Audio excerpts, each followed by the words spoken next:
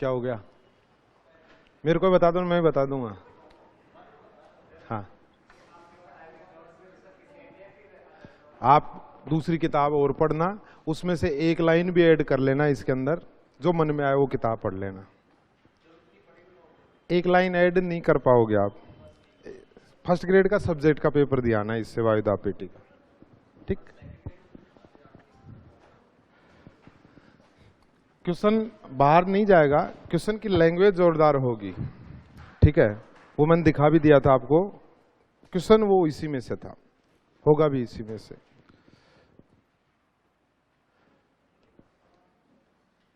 देखिए, देखो किसी चीज की गारंटी तो होती नहीं है सर, बाकी ये है कि प्रयास पूरा यही होता है कि क्वेश्चन बाहर नहीं हो। जितनी किताबें मार्केट में चलती हैं ऑथेंटिक किताबें, उन सब का मैटर संयुक्त रूप से आपके पास में पहुंच रहा है। ठीक है, तो इसलिए मैंने कहा है कि कोई भी किताब पढ़ोगे, आरबीसी की किताब पढ़ोगे, एनसीईआरटी की पढ़ोगे, उन सब का मैटर आपके पास में है। तो आप 10 किताब नहीं पढ़ पाओगे, मेरे को तो पढ़ाना है तो पढ़ना पड़ेगा ना। तो आप कितनी खरीदोगे? तो एक किताब खरीद लेना, फिर भी उसमें से चेक कर लेना कोई लाइन ऐड हो रही है क्या। हो रही हो तो मेरे को बताना। आप तो बस इसको याद कर लो जी, ये याद हो जाए ना, वो ही बड़ी बात है अपने लिए। तो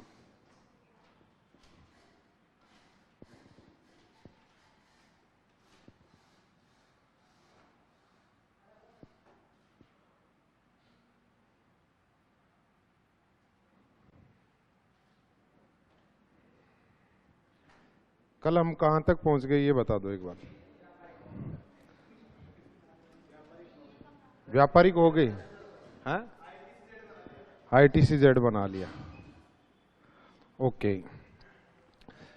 देखिए दोस्तों, हमने कहा ये 30 डिग्री साउथ और ये है 35 डिग्री साउथ, और यहां पर पेटी कौन सी मुझे नहीं पता। उपोष्ण उच्च वायुदाब की पेटी, ये लो साहब। जो चीज आपके डायग्राम में वो सभी की सभी बस अपन व्याख्याएं लिख रहे हैं उनकी, और कुछ ही नहीं कर रहे। उपोष्ण उच्च वायु दाब की पेटी, ये आपके 30 डिग्री नॉर्थ और ये 35 डिग्री नॉर्थ। देखिए यहां पर जब हम बात कर रहे थे तो ये है उपध्रुवीय पेटी, और उपध्रुवीय कैसी है? उपध्रुवीय निम्न वायुदाब की पेटी है। निम्न वायुदाब की पेटी, और ये भी कौन सी है? उपध्रुवीय निम्न वायुदाब। यहां पर ये दिशा है आपके पृथ्वी पर पूर्व, पश्चिम, उत्तर, और ये गोलार्ध उत्तरी है तो दाएं हाथ को मुड़कर ये पौने इस प्रकार से चलती हैं। दक्षिणी गोलार्ध है, बाएं हाथ को पौने मुड़कर इस प्रकार से चलती हैं। और ये जो पौने चलती हैं इनको कहा जाता है पछुआ पौने। पहला प्रश्न की पछुआ पौने चलती हैं उपोष्ण उच्च वायुदाब की पेटी से उपध्रुवीय निम्न वायुदाब की पेटी की ओर। दूसरा प्रश्न, कितने डिग्री से कितने डिग्री के बीच में आपके चलती हैं? तो ये चलती हैं आपके लगभग 30 से 65 के बीच का क्षेत्र आ जाता है इसके अंदर। तीसरा प्रश्न आएगा कि जब ये उत्तरी गोलार्ध में चलती हैं तो यहाँ स्थल भाग पर चलने के कारण अवरोध उत्पन्न होता है और इनकी गति क्या होती है? कम होती है। लेकिन जो ही ये दक्षिणी गोलार्ध में आती हैं तो इनका वेग बढ़ जाता है, और 40 डिग्री साउथ पर इन्हें क्या कहा जाता है? 50 डिग्री पर क्या कहा जाता है? प्रचंड पचासा, या इन्हें क्या कहा जाता है? भयंकर पचासा। और 60 डिग्री पर इन्हें क्या कहा जाता है? चीखती साठा। ध्यान से देखिए, उत्तरी गोलार्ध में इनकी दिशा होती है दक्षिण पश्चिम से उत्तर पूर्व की ओर, और दक्षिणी गोलार्ध में होती है इनकी उत्तर पश्चिम से दक्षिण पूर्व दिशा की ओर, यानी ये पौने इस प्रकार से चल रही हैं। तो ये दिशा से प्रश्न आता है, तो लिखिएगा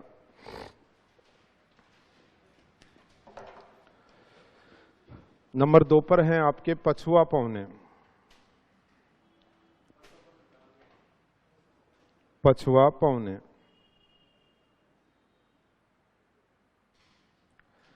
दोनों गोलार्धों में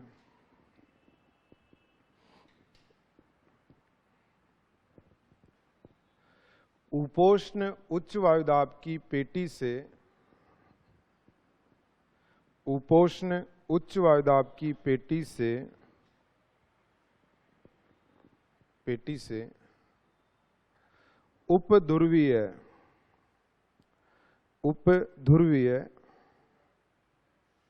निम्न वायु दाब की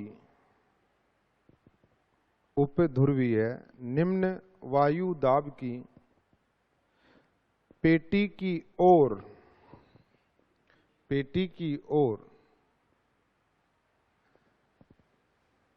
35 डिग्री से 65 डिग्री के मध्य 35 डिग्री से 65 डिग्री के मध्य, यानी दोनों गोलार्धों में, तो हमने नॉर्थ साउथ नहीं लिखा है, के मध्य ये पौने चलती हैं। ये पौने चलती हैं। अगली लाइन लिखिएगा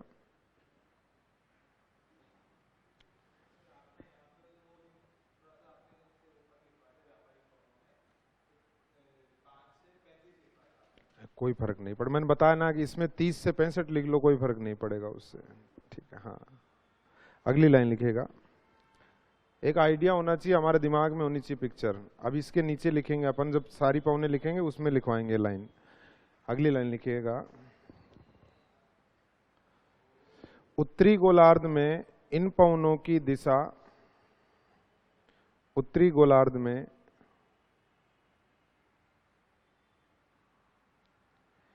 इन पौनों की दिशा दक्षिण पश्चिम से उत्तर पूर्व दिशा की ओर, उत्तर पूर्व दिशा की ओर तथा दक्षिणी गोलार्ध में इन पवनों की दिशा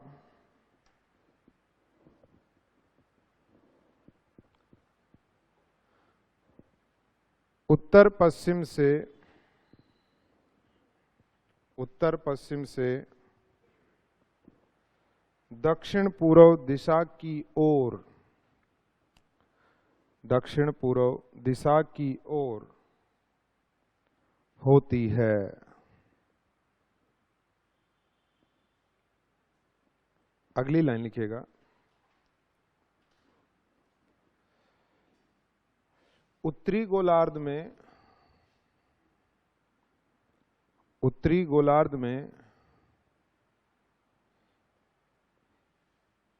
स्थलीय भाग अधिक होने के कारण, उत्तरी गोलार्ध में स्थलीय भाग अधिक होने के कारण इन पवनों की गति सामान्य होती है। इन पवनों की गति सामान्य होती है, किंतु दक्षिणी गोलार्ध में केवल जल राशि के ऊपर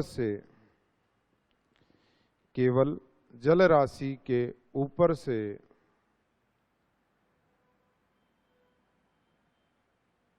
प्रवाहित होने के कारण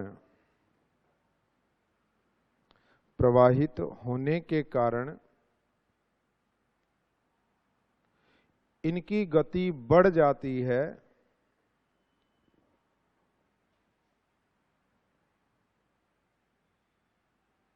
अतः पछुआ पवनों को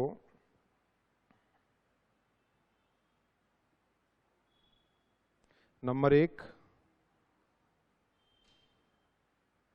40 डिग्री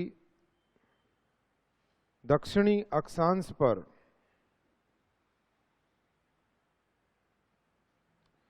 गरजती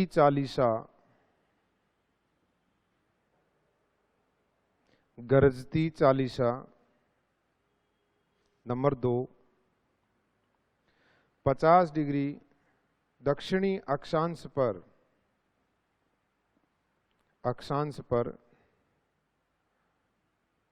भयंकर पचासा या प्रचंड पचासा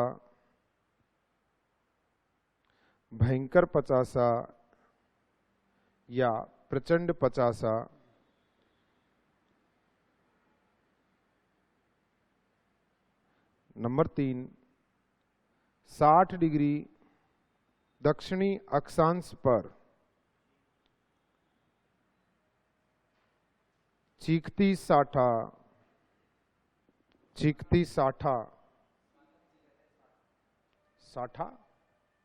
60 है ना, इस कारण से कहते हैं इसको साठा।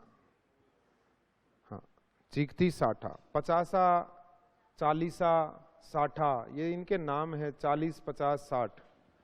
ठीक है। अब देखिए दोस्तों, यहां पर हमने कहा था कि ये है ध्रुवीय पेटी, और ध्रुवीय कैसी है, तो उच्च वायुदाब से ये पवने चली निम्न वायुदाब की ओर।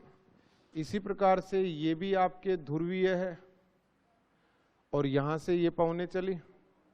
जब ये पवने चलेंगी तो ध्यान से देखिए, ये जो आ रही हैं ध्रुवों से, और ये हैं ध्रुवीय पवने, और ये चल रही हैं आपके कौन सी, पछुआ पवने।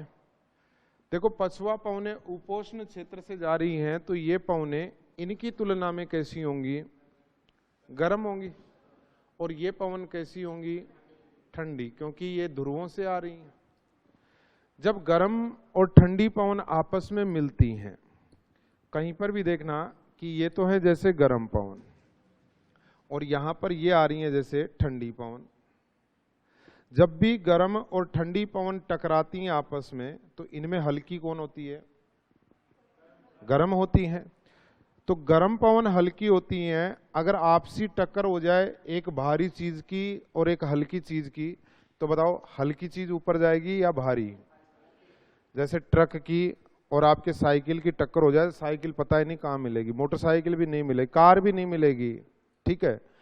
यूं ही आप देखो, मान लो आपकी किसी टक्कर हो जाए किसी मोटे तगड़े आदमी से, ठीक है, तो फिर आप ही गिरोगे, उसके तो कोई फर्क नहीं पड़ेगा, वही बात है।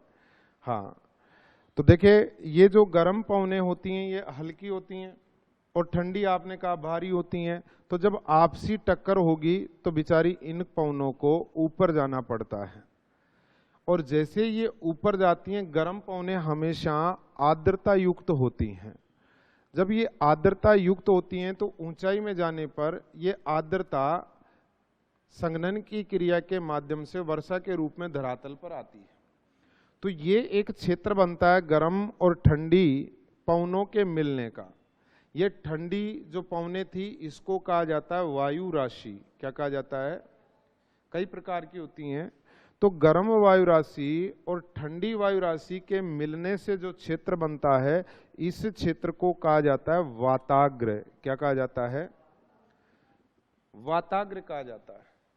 अब दोस्तों यहां पर देखिए, गर्म और ठंडी पवनें इस क्षेत्र में मिल रही हैं, तो इस क्षेत्र में क्या बनेगा, निश्चित रूप से वाताग्र।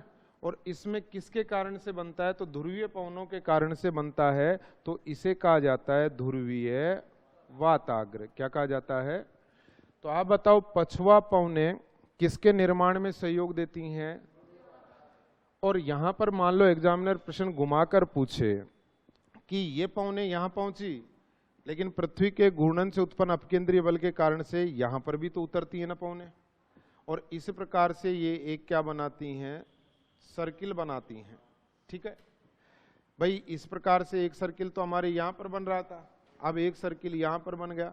तो ये जो आपके सर्किल बनेगा, इस सर्किल को हमने क्या कहा था, फेरेल कोशिका कहा था। तो पछुआ पवनों के द्वारा बनाए गए त्रिसंचरणीय परिकोशिका के अंदर बात करते हैं, तो इसमें इनके द्वारा बनाई गई कोशिका है फेरेल कोशिका। और यही फेरेल कोशिका किसके निर्माण के लिए उत्तरदायी बनती है? तो अब एग्जामिनर ने फेरेल कोशिका उत्तर ले लिया, कभी आपसे पछुआ पवन ले लेगा। तो ये ध्रुवीय वाताग्र के लिए उत्तरदायी होती हैं। तो लिखेगा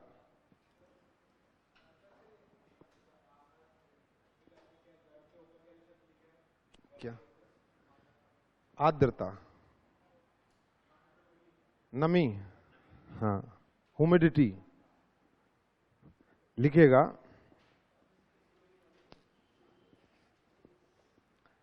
पछुआ पवने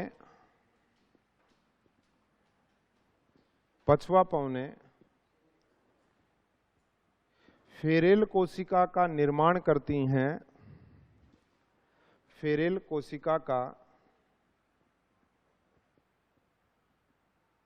निर्माण करती हैं, फेरेल कोशिका का निर्माण करती हैं। इस कोशिका को ही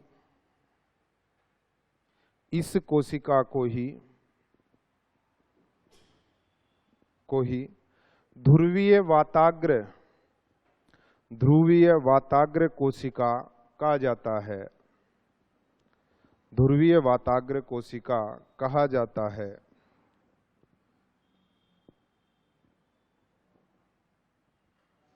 अब दोस्तों, ये जो फेरेल कोशिका है या ध्रुवीय वाताग्र कोशिका है, इसके ऊपर वायुमंडल में पवनें चलती हैं साहब, और वायुमंडल में चलने वाली पवनों को कहा जाता है जेट स्ट्रीम। और यहाँ पर इन जेट स्ट्रीम की खोज की थी रासबी नाम के विद्वान के द्वारा। तो इस कारण से इसके वायुमंडल में चलने वाली तरंगों को ही या पवनों को ही रासबी तरंग कहा जाता है। तो रासबी तरंग कहाँ चलती हैं? तो पहला प्रश्न तो ये वायुमंडल में चलती हैं, और याद रखना फेरेल कोशिका के ऊपर चलती हैं। कहाँ चलती हैं? फेरेल कोशिका के ऊपर चलती हैं। तो लिखेगा इसी फेरेल कोशिका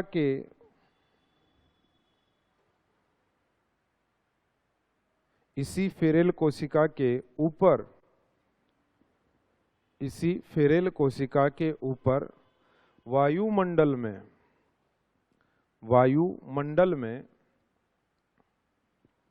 रासबी तरंग चलती हैं, रासबी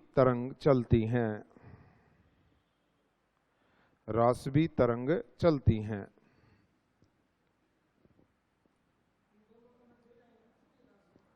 दोनों भाई, दोनों में बनती है ना सर फेरेल कोशिका। तो ये भी फेरेल है, ये भी फेरेल है, ये भी हेडली है, ये भी हेडली है। और हमने क्या लिखा है कि फेरेल कोशिका के ऊपर, यानी यहां पर भी चलेंगी तो यहां पर भी ये चलेंगे। बिल्कुल। अगली लाइन लिखेगा। नेक्स्ट तीसरा प्रकार आता है पवनों का, ध्रुवीय पवने। ध्रुवीय पवने, पोलर विंड, ध्रुवीय पवने। देखिए ध्रुवीय पवने ध्रुवीय उच्च वायुदाब की पेटी से उप ध्रुवीय निम्न वायुदाब की पेटी की ओर चलती हैं, और इनकी दिशा दक्षिणी गोलार्ध में दक्षिण पूर्व से उत्तर पश्चिम और उत्तरी गोलार्ध में उत्तर पूर्व से दक्षिण पश्चिम होती है। यानी सेम ये पवनें चलती हैं, व्यापारिक पवनों के समान चलती हैं। ये जो पवनें चलती हैं इनमें हमेशा शीतल वायु होती है, क्योंकि ध्रुवों से आती है, और ठंडी हवा इस क्षेत्र में प्रवाहित होती हैं।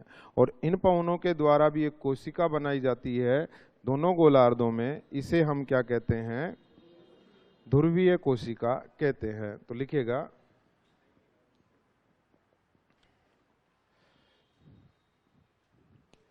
ये पवनें दोनों गोलार्धों में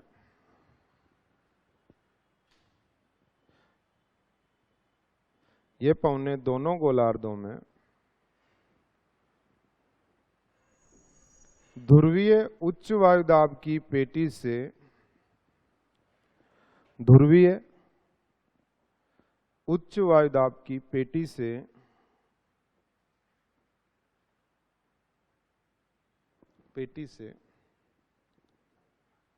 उपध्रुवीय निम्न वायुदाब की पेटी की ओर निम्न वायुदाब की पेटी की ओर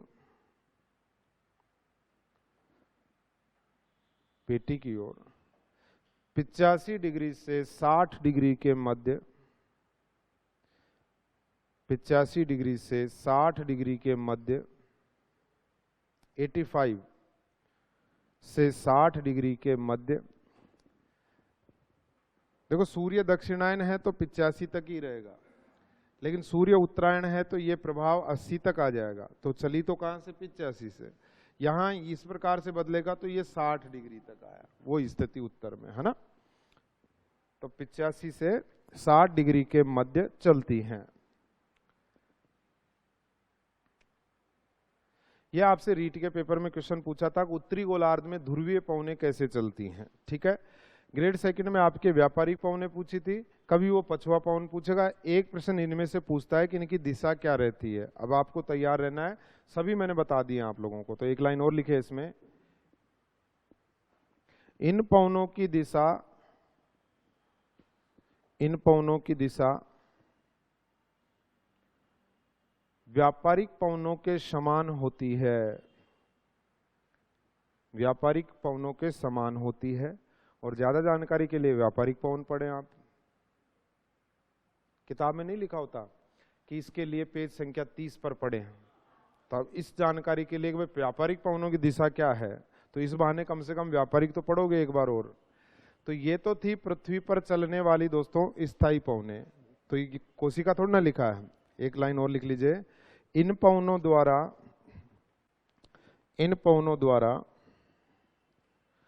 ध्रुवीय कोशिका का निर्माण किया गया है। ध्रुवीय कोशिका का निर्माण किया गया है। इससे बाहर कुछ भी नहीं है। ठीक है, वास्तविकता में है ही नहीं कि आप कुछ और भी ऐड करो तो पढ़ने के लिए, इससे बाहर कुछ है ही नहीं इसके अंदर। तो इसलिए आप लोगों को बस यही याद रखना है इसमें कि पवनों की दिशा कौन सी है, फेरेल कोशिका कहाँ बनती है, कितने डिग्री से कितने डिग्री के बीच में। प्रश्न इन्हीं में से घुमा फिरा के होगा, जिसके डायग्राम याद है उसका प्रश्न गलत नहीं होगा। और 3 नियम है